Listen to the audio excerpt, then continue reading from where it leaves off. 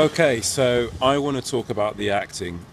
In seasons 1 and 2, especially 2, secondary characters, bit part players weren't necessarily on point, in my opinion, when it came to convincing me that they were actually characters. They seemed to be acting as though they were in a soap opera. Now, whether or not that was due to David Lynch's direction, I'm not sure, but there seems to be quite a lot of bad casting choices when it comes to the acting roles in this new season 3. For example, the black prostitute who is with Dougie, she can't act.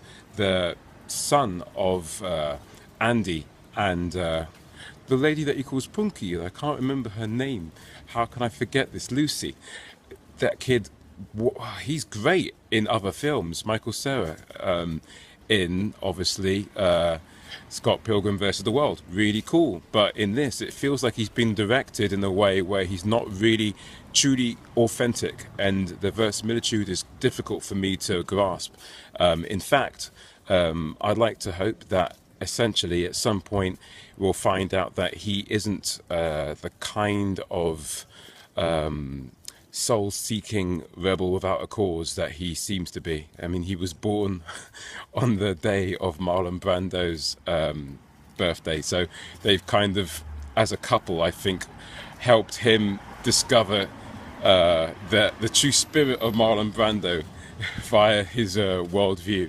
Maybe that's all one little joke, it could be, but there are other examples. Various police officers, they don't all seem to add up in terms of their authenticity. And the more I think about it, the more I want to believe that there is an end goal to that kind of way of directing an actor.